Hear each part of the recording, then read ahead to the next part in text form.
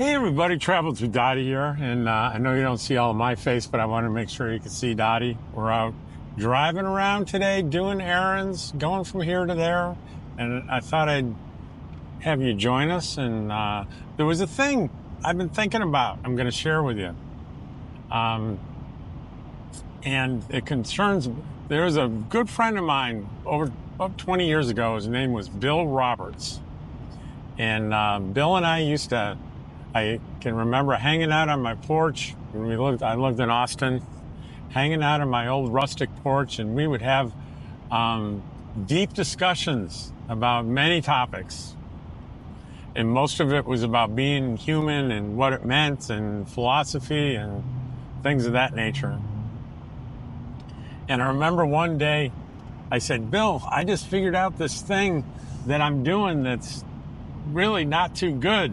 And he said, his eyes get wide, he gets real bright, and he smiles. He said, that's great. You got a bad news insight. What is it? And ever since then, I've used the phrase bad news insight. What Bill meant was something you've done is given visibility to something that's not working in your brain. It's not working in your life. And he gets excited because when you have a bad news insight, there's the opportunity to grow and change. That's what he get excited about. And I agree with that. And I use that phrase with those of you that don't know. I'm a semi-retired therapist. I'm fully retired, but I do hang on to a small handful of clients that I just see about a half a day a week. That's it, just to keep my toe in the water because I enjoy it so much. So I use this term with them. And I get excited too, and I think my clients had a bad news insight. So instead, I'm going to communicate to you what these things are. And instead of telling you what you might be doing wrong, what bad news insights you may have, I'm going to tell you personal stuff about the bad news insights that I have or have had or maybe continue to have, and what I learned from them. And the first one is my favorite one. It's handing out unsigned IOUs. What's an IOU? An IOU is, I agree to lend you $10 and you sign off on an IOU, $10, sign your name. That's a signed IOU. I did something. There was an agreed upon transaction. I give you $10 and you give me $10 back, say in a month or whatever. An unsigned IOU is I hand you $10. I don't say anything. I walk away. Then a month later, I come back and say, where's my $10? And they go, what are you talking about? I thought you gave it to, that was a gift. Gift? No. I did that. I gave you $10. You owe me $10. That's an unsigned IOU. There's no agreement. And it's often there's a gesture, whether it's money or something kind, that is delivered as a courtesy or a kindness. I like the word kindness. A true kindness, I've come to believe, does not involve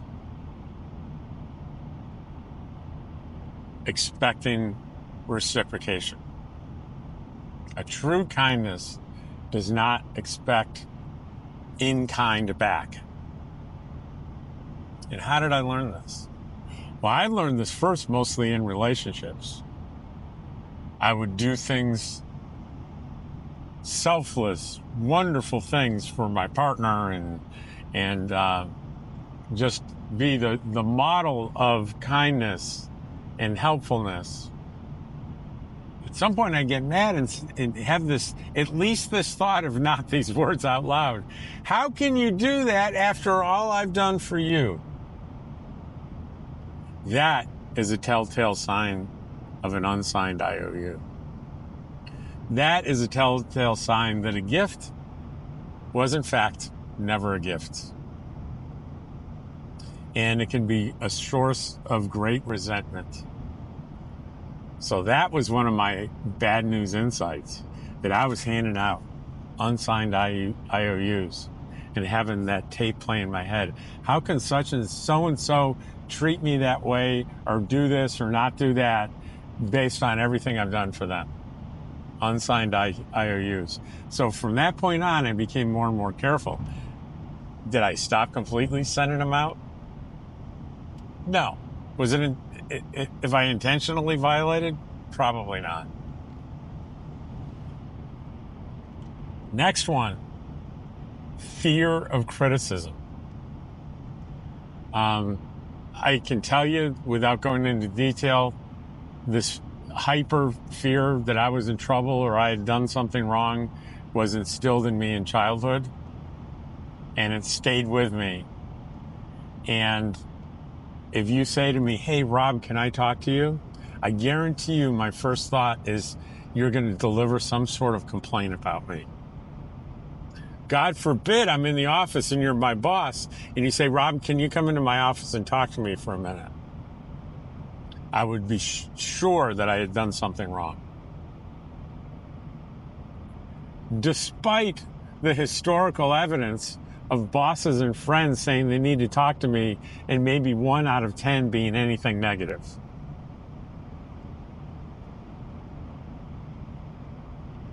And why does that belong in the Bad News Insight? Because I have misunderstood and misinterpreted people that have had good intentions towards me, and my behavior was defensive and hostile when it didn't need to be. And if you're defensive and hostile with someone, that can be damaging to the relationship. And I almost lost a real close friend in the past year doing this, because I assumed that this person was delivering a message to me that was criticism, and it wasn't anything to do with me. But in my defensive process, I highly insulted this person. Fear of criticism. So what thought goes through my mind that gives me my warning, like I did with IOUs? It's, oh my God, what have I done? I'm in trouble. When those thoughts go through my head, I realize I'm on the path of misunderstanding and misinterpretation, and I'd better be vigilant or I can do harm.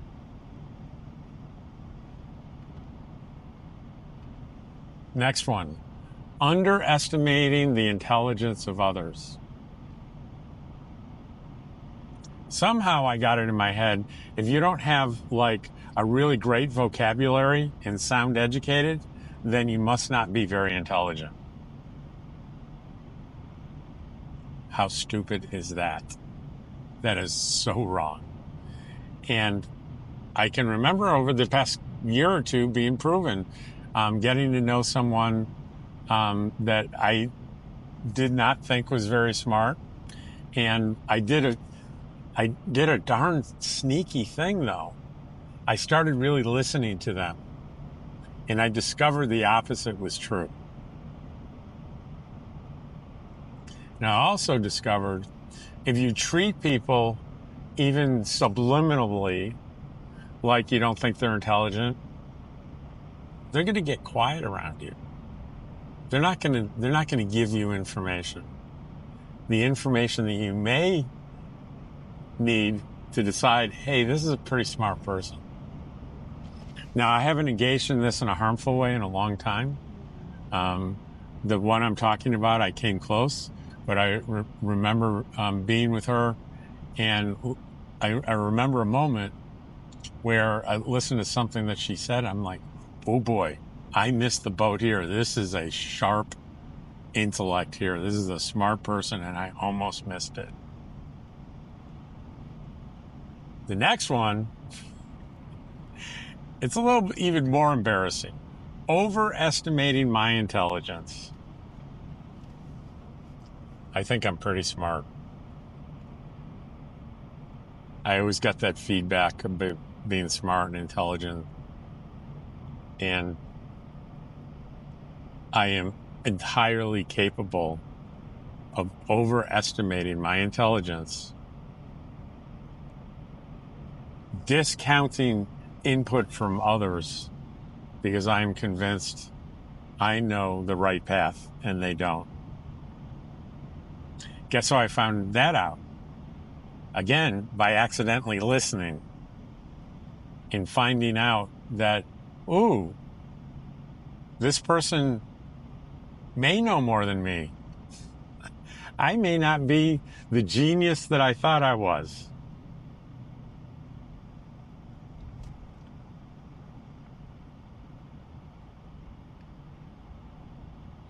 This one is, I struggled whether to put this one in or not. It's a pretty big one. And there's not a lot of, I don't have a lot of explanation for it. And nor am I going to try to give you an explanation for it.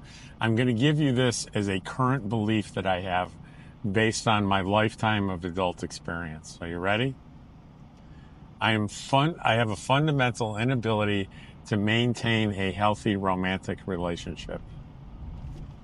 This is based on, I'm 65, so let's call it 40 years or maybe 45 years of data. No matter how good my intentions, how hard I try, I'm not successful at that part of life, which is once I settled in with that and understood that and stopped trying, I've been much more at peace and happier in my life. It's just, there's something about how I was, what environment what I was in, what the influences were, what I was born with, some combination of all those things make me better off single. And there's a little sadness in that. Would I have liked to have had a family? Yeah, absolutely. Would I like to be somebody's real grandpa? Absolutely. But trust me, I am okay in not being that and not having that. I am okay. The last one. Big anxiety reaction to small things and not the big things. So the bigger the thing that happens, the less anxiety I have about it. Isn't that weird? Isn't that strange? I was a paramedic. I was a firefighter for a little while. I was a police officer. I got involved in things that were very emergent in life and death, and I was okay with that. But if I lose my microphone, which for a price that I can afford be replaced, or I lose my car keys or my wallet, from an anxiety standpoint, I would refer to that as freaking out. I mean, it's visible anxiety. I've had friends say, "Are you having a panic attack?" And I know clinically, no, I'm not having a panic attack, but I'm doing some noticeable anxiety things. I noticed this is a friend of mine that spent an entire career as a police officer in a major U.S. city very successfully, and this person would freak out over little small things. But they're the person you want to have with you in a shootout. But not when they lose their wallet. I cannot explain this. I'm sorry. But it's a bad news insight that I haven't really been able to resolve very well. And mostly it happens when there's no one around me. But lately there have been people around me when things like this has happened. And they said, "Are you okay? Are you sure you're okay? Do you need therapy?" Probably. But those are 6 of my bad news insights. And anytime, my philosophy is anytime through accident or effort, or some combination of both, I find out something that I'm doing that's not really working for me in my life, I happily embrace it and call it a bad news insight, because now I have the opportunity maybe to do something about it. Isn't that neat? All right. I'm going to turn you around. You're going to go, thank goodness he's turning it around. He's going to show us the road. I'm in the middle of doing my errands. I'm in Artesia. And I got to head to Wally Mart to pick up a prescription. It's about the temperature guide in here says 71 degrees.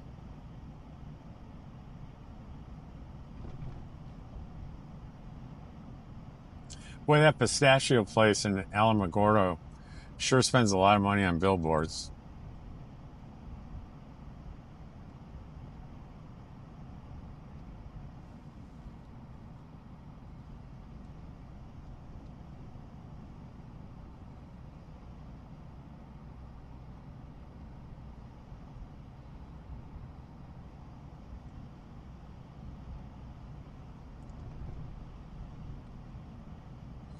There's a lot of interesting businesses, specialty businesses around here. I just saw one that was same-day gasket company. I bet, how much you want to bet that's related to the oil industry, where they need very specific, customized gaskets. That's my bet.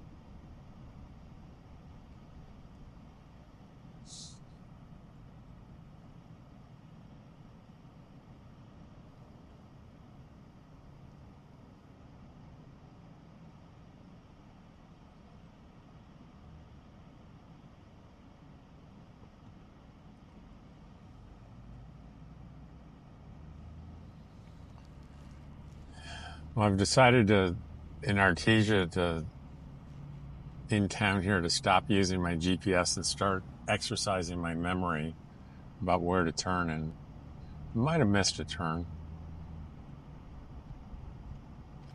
I'm going to have to, I think I did, so let's go. Recent addresses, try to find a Wally Mart.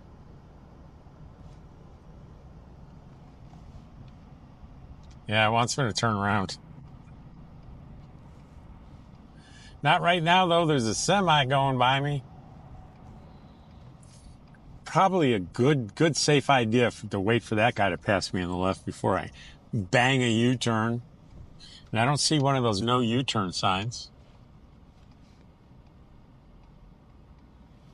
Yeah, I went the wrong way. I went too far. Will I learn from this bad news insight? I don't know.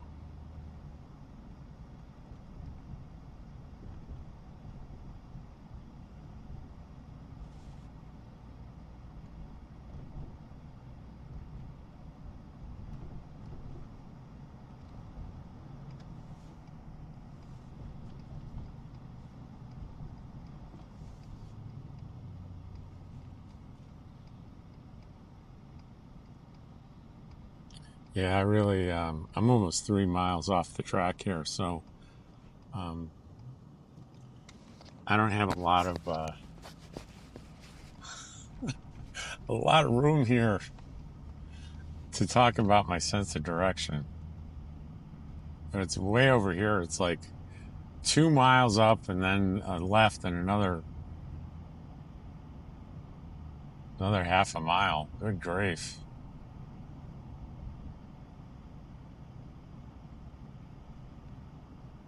See if there are any interesting businesses along here. What's that one? A feed company. It's got a big Purina sign on it. Pilot Thomas Logistics, something to do with natural gas. I keep mentioning it, but it's worth mentioning that we are in the world famous Permian Basin, the oil fields that are famous. I think they're in this country number 2 behind Prudhoe Bay in Alaska. But they're big. Very big. And they're known for being in Texas. Little did I know that a little tiny corner of it was right here in eastern New Mexico. So we are in the Permian Basin. So there's a lot of things that have to do with oil. Looks like a sheriff. Eddie, I want to say Edie, it's Eddy County Sheriff.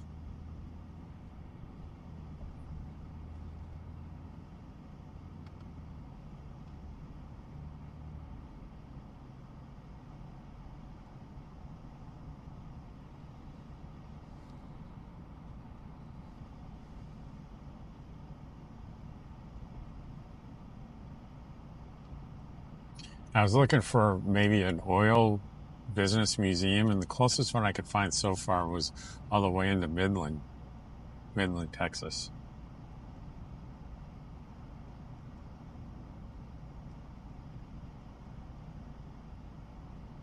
But I've been more and more fascinated by the area as coincidence because I started watching this. I think it's on Paramount Plus. Yeah, it's on Paramount Plus.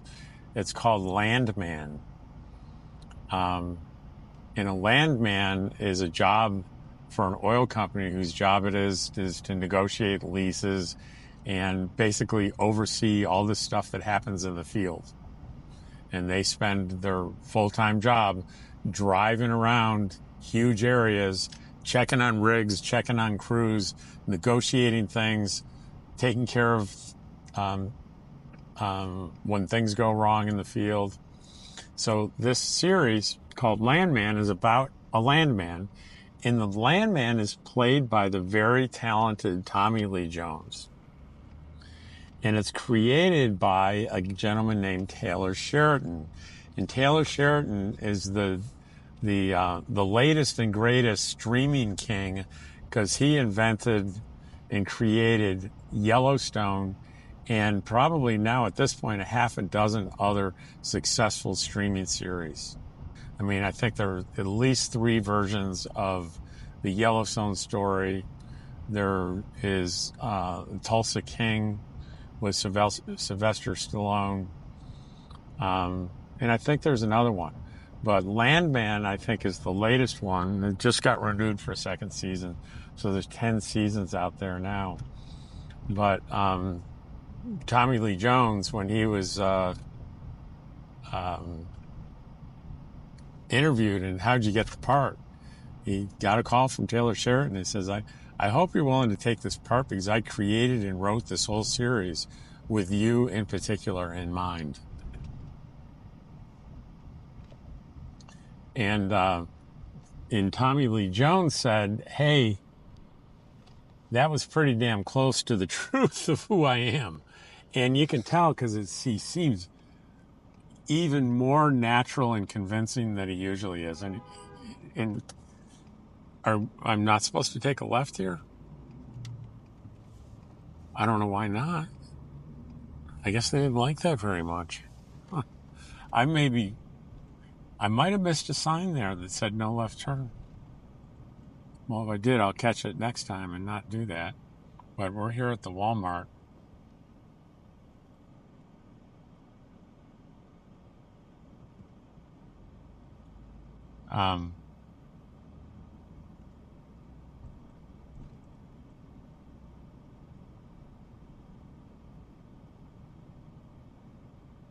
What's interesting that makes me think I was wrong was my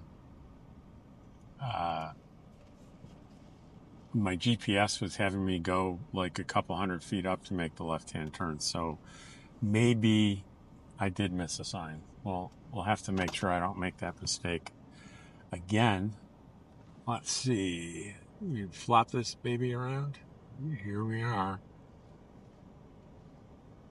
So anyway, that is my video today. It was kind of a drive and talk video on bad news insights. I know it's not really directly related to full-time RV life, but it's related to me and what I'm thinking, and I thought you might enjoy it. I can always tell by the views and the likes and the dislikes whether like a one-off video like this is a good idea, and if I don't get the views and I don't get as many likes or I get a lot of dislikes, then I adjust, and I understand that people that watch my channel aren't interested in this stuff, but you don't know until you do it and put it out there. So that's what we're going to do today. And Dottie and I will see you tomorrow.